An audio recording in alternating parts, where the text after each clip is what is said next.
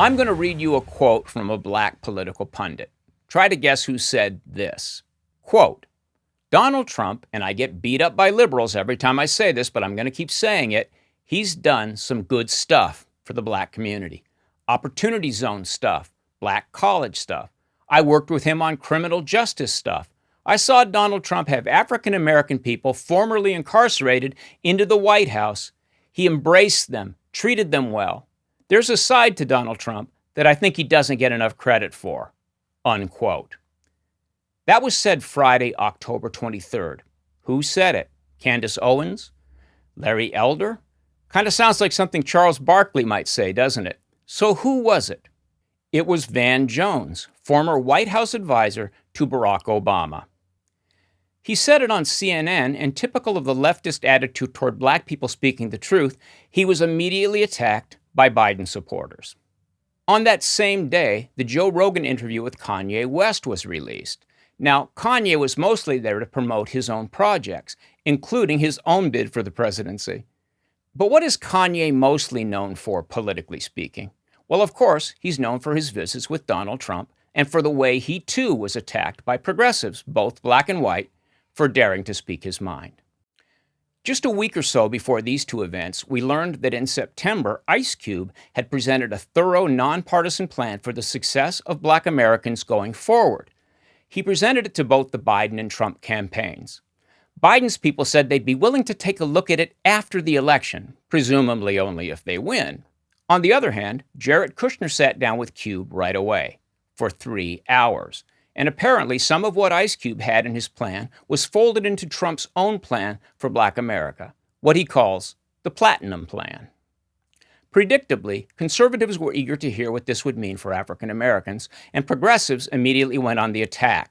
Ice Cube is now an Uncle Tom too, you see, because he dares to not politicize the problems faced by black Americans. But let's jump forward in time again to the 23rd of this month, very eventful Friday. Daily tracking poll data was released by Rasmussen that day. If you'd been tracking along with Rasmussen that week and saw the figures for Monday the 19th, you'd have been shocked at the numbers. Wait, black likely voters approve of Trump at 25%? That must be a fluke. On Tuesday, you'd see the numbers drop a point and figure that some sort of statistical anomaly had caused a temporary bump that would now fade. But on Wednesday, Trump's approval was up to 31%, and then 37% on Thursday. And on Friday, likely black voters approved of Trump by 46%. Of course, other polls didn't show such a surge in black approval for the president, but something is changing.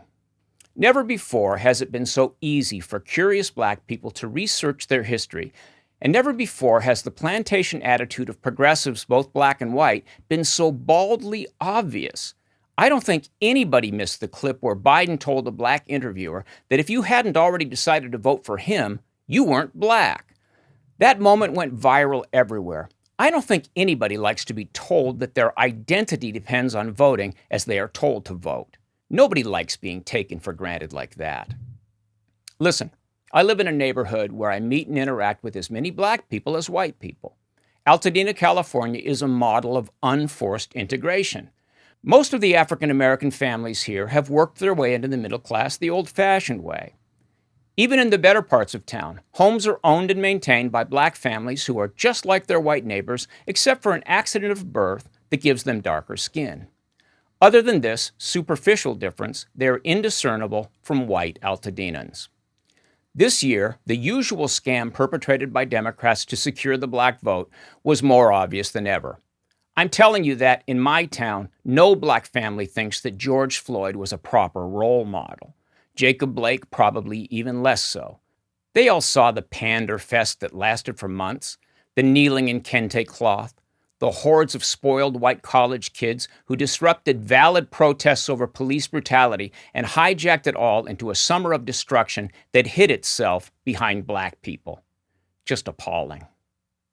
I've mentioned Atlanta, Georgia before as a sort of mecca for the expanding African American middle class. Joe Biden is finally going to Georgia as I write this. This will be the first time that a Democratic presidential candidate has visited Atlanta in 24 years. Not since Bill Clinton dropped by in 1996. Imagine that. The one city that can be held up as proof that even in a red state, hard work and discipline pay off for black people just like they do for white people. Completely ignored by Hillary in 2016 and Obama in both of his campaigns. Let that sink in. Here's the thing. Kanye West and Ice Cube both started out as guys riding the wave of white curiosity about those exotic black people over there in hip-hop land.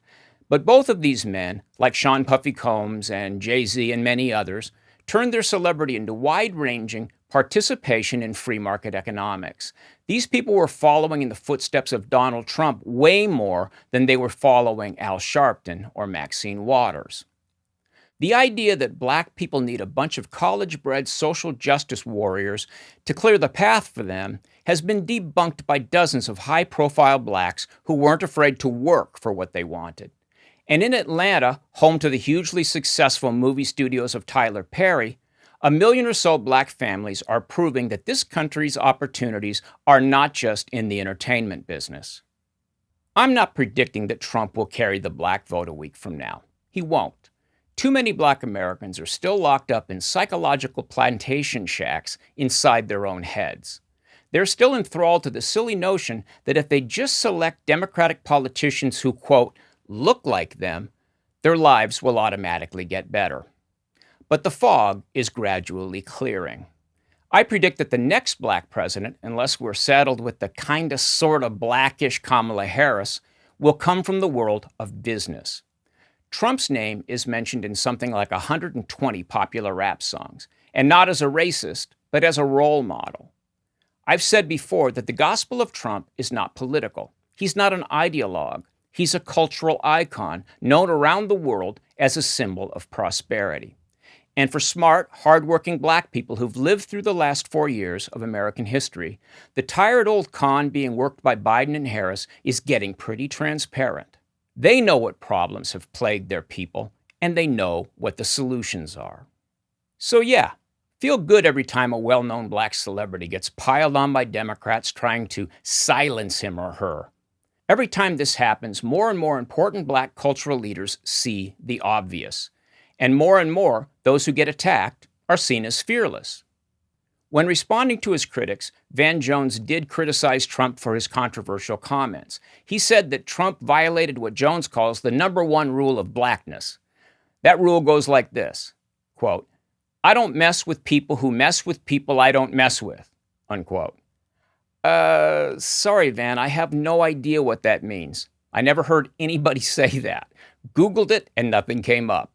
But people are beginning to understand that there is no number one rule of blackness. The very idea that such a rule does exist or should exist is stupid and borderline racist.